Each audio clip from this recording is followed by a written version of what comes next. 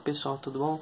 Pessoal, continuando aqui as dicas, primeiramente a gente está dando dicas de direito administrativo, tá? Geral, depois eu posso até trazer 9784, 8666, 8429 e outras mais partes do direito administrativo, tá? Mas agora com conceitos, a parte mais ampla, mais doutrinária, tá?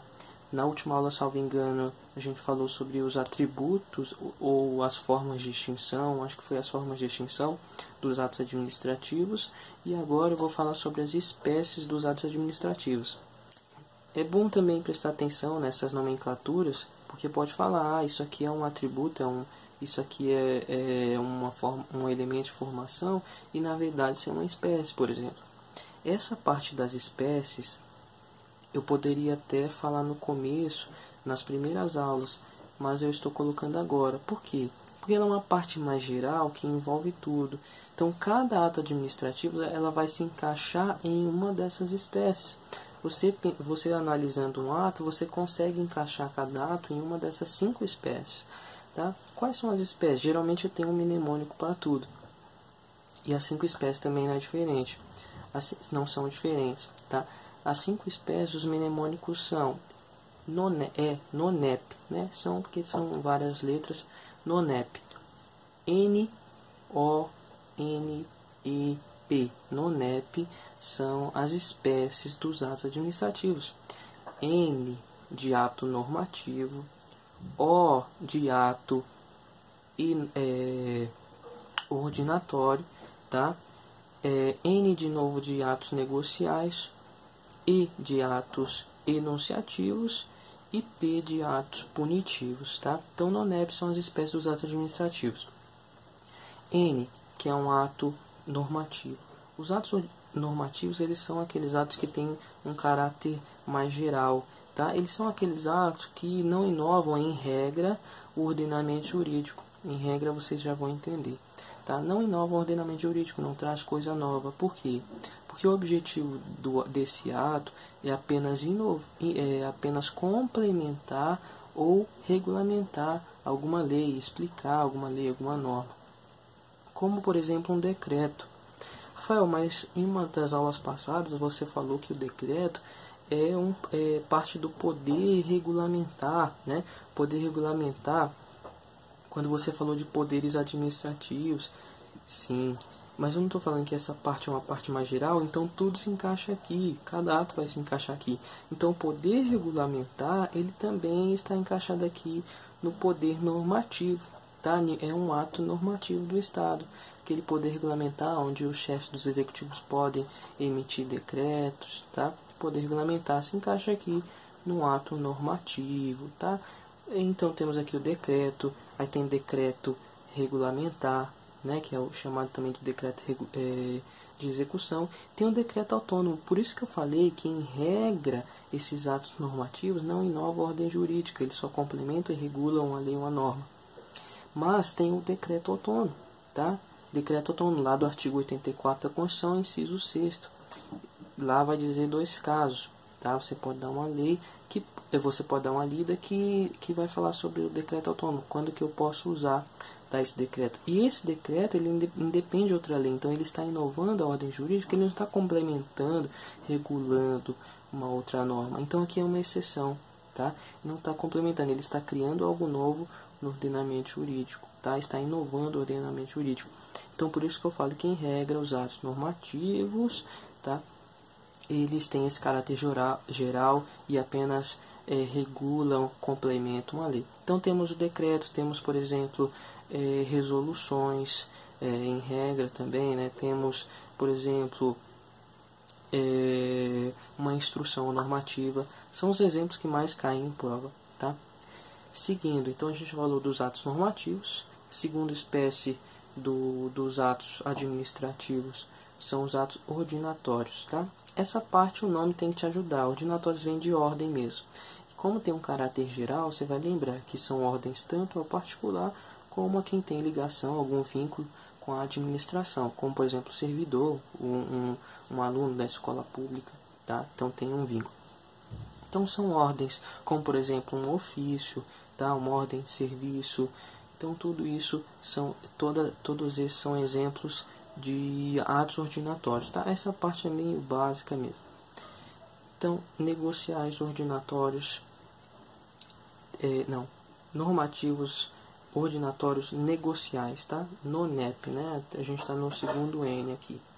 Negociais. Os atos negociais são todos aqueles atos que há uma vontade do Estado e uma vontade do particular em equilíbrio, e eles vão fazer uma parceria.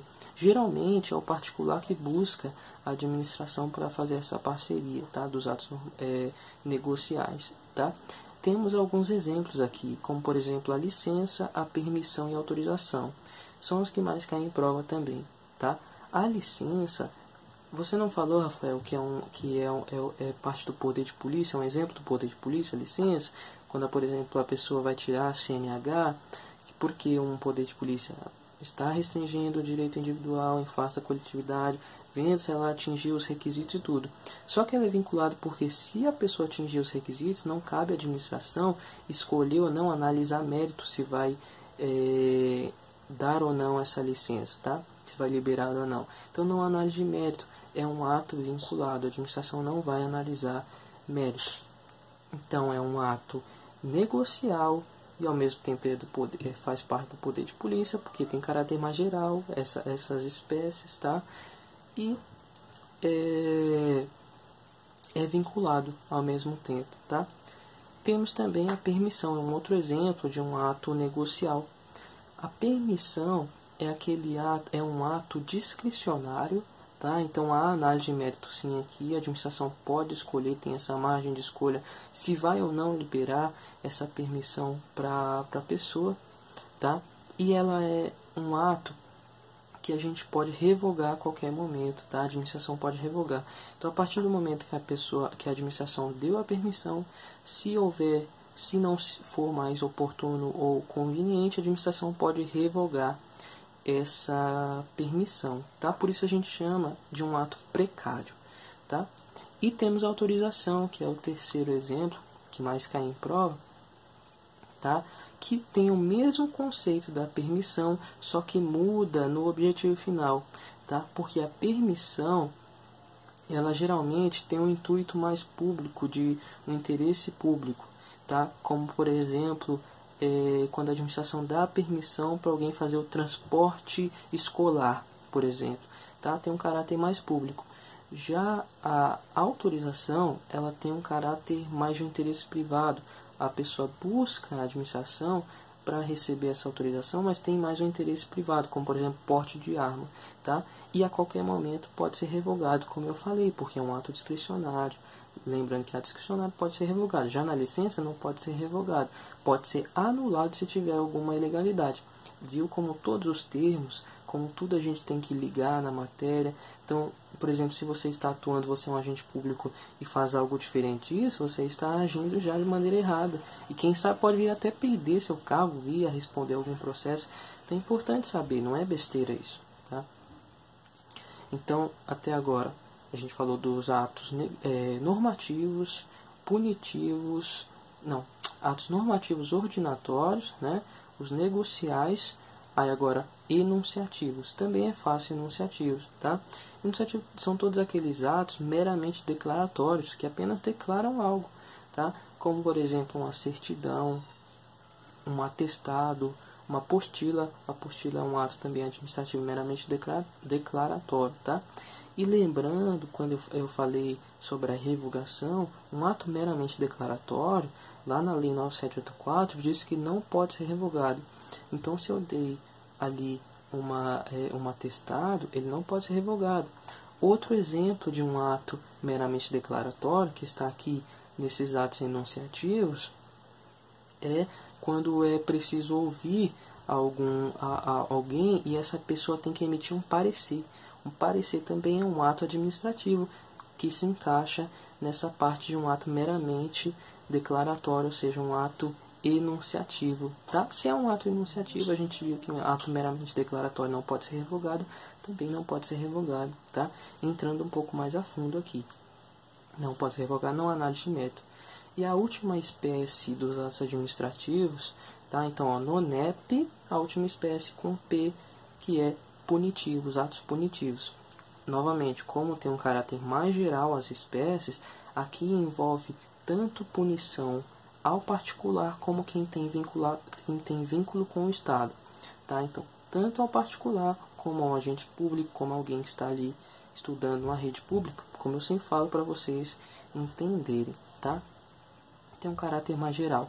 Então, por exemplo, o poder de polícia, tá? E o poder disciplinar. No poder disciplinar e o poder de polícia pode vir alguma punição, tá? Então se encaixa aqui também.